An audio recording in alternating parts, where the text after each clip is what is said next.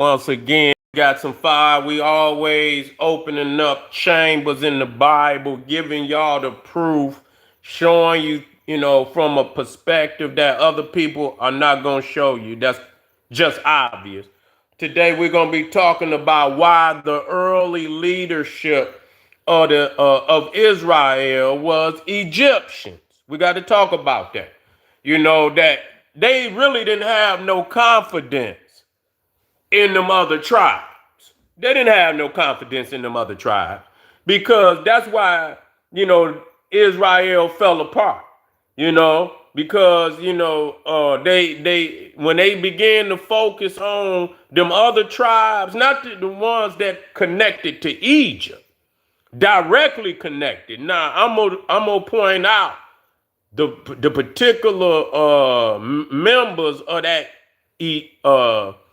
Israelite Egyptian Israelites. This particular is almost like an elite group within the nation of Israel. Okay, starting with Moses. But then Moses going to the tribe of Ephraim. Now, who is Ephraim? Ephraim is the son of Joseph. Now, outside of Moses, the other two, or we'll say three, Israelites that receive an education in Egypt was Joseph, his son Ephraim, and his son Manasseh. Okay, now I don't know, they may have had children too that may have gotten in there before they got out of there. You know what I'm saying? So they very well may have gotten, some children that may have gotten in there too. I don't know, before Joseph died, but they had gotten an education in Egypt too. So when that tribe of Ephraim and Manasseh, when they went into Canaan, they got high positions over the other tribe. Matter of fact, Ephraim and Manasseh split the firstborn inheritance. Okay? Split the firstborn inheritance. So, hold on.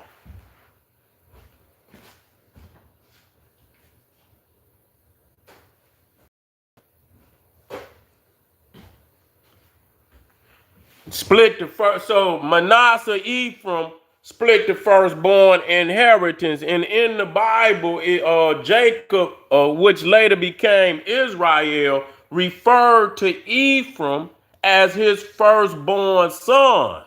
So a lot of people don't like that. A lot of people do not like that. That this Egyptian elite within the nation of Israel was actually running the nation. So you can see this hierarchy from Moses to Joseph to Ephraim to Manasseh. Now, a lot of people don't know that when they left Egypt, okay, and they was out in that desert. A matter of fact, when they went into Canaan,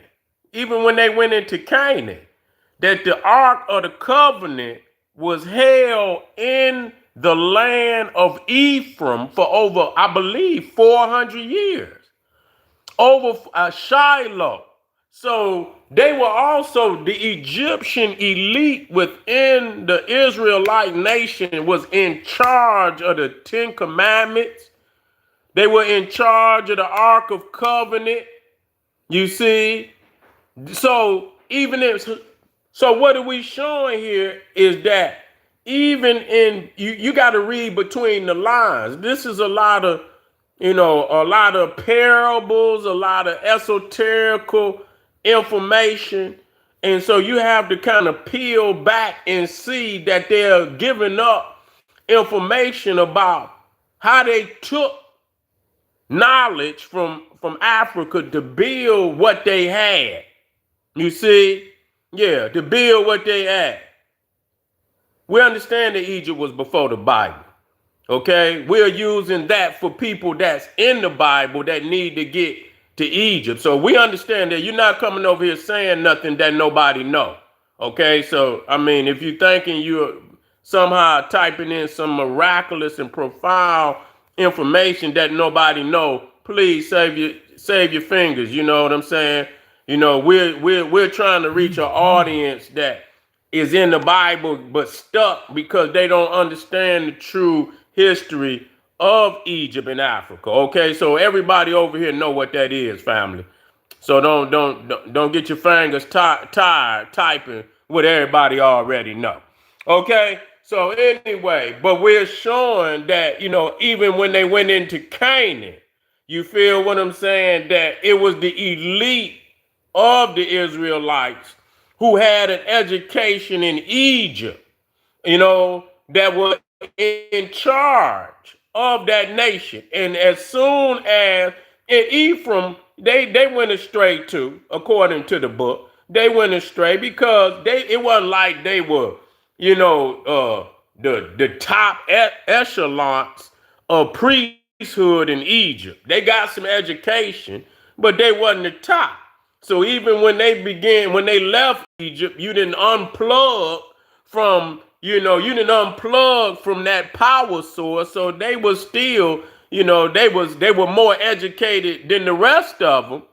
They were more educated. They got a chance to see some things. That's all Egyptian. The Ark of the Covenant, all of that is Egypt. You can go right to the temples right now and see the arks that's in there. The Ark of Heru at the temple of Edfu is still there. So you can go in there and see that ark. And then on many of the temples, you will see the priests carrying the ark. You have two in the back, two in the front. They got the poles and today what they do, like the Catholics, they'll bring Mary or they'll bring a statue of Mary and Jesus and the Madonna and child, and they'll parade the ark of Mary and Jesus around the streets and things. So they still, but that come out of Egypt. And you could clearly see it on the walls. And so, all the tradition, the lowly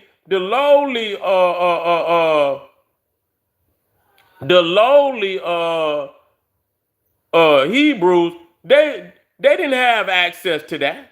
But so we're not saying, but that Ephraim and all of that were really people that live is esoterical knowledge that though they fables what it took to put that Bible together, and what the peoples that lived in the area, what today they call Israel. We know that's fictional, but them peoples in there did have a connection to ancient Egypt, and you could clearly see that with the deity El clearly got on the 8th crown of Egypt.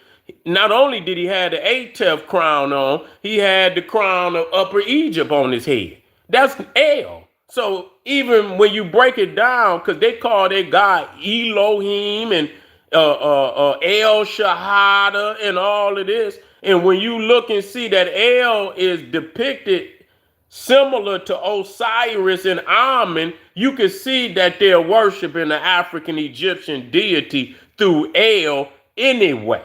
You see what I'm saying? Even through Melchizedek, who was a Canaanite, and which El would have been the supreme deity of Canaan, and seeing that the statues of El were depictions of the Pharaoh with the crown of Upper Egypt, Amen, 8th crown of Osiris, we have no doubt that the origin of Melchizedek is also from the priesthood of ancient Egypt. These is facts. These is facts. So these is parables, esoterical parables that are, letting people know who actually was running that land that y'all call Israel today. Israel is a product of the book that they call the Bible.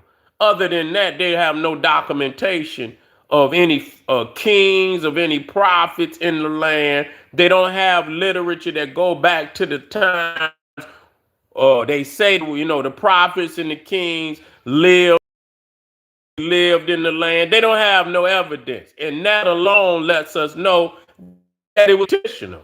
You see, but since a lot of people read the Bible, ascribe to the Bible, and believe in the Bible, we teach through the Bible to get our people over the bridge to the other side, to true African history.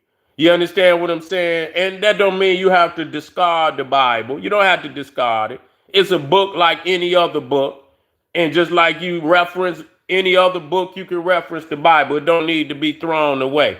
It's a degree, just like it's an infinite amount of degrees of knowledge and awareness in the universe. It's just a degree. And you should master that degree and master all the other degrees that you can and become God-like. You see what I'm saying? On the planet through the studying of all infinite knowledge subjects and science. All right, family. Let me drop this link in here. Let me drop this link in here. We're keeping it pushing. We're keeping it pushing.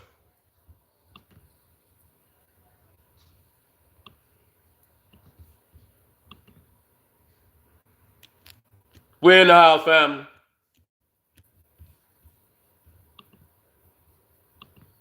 Okay, I see.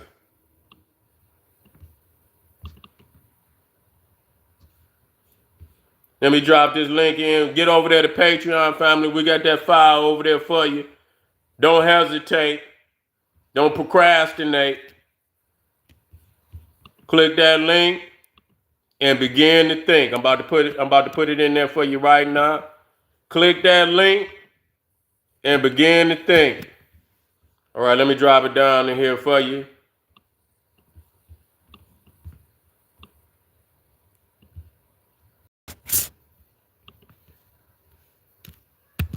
There we go.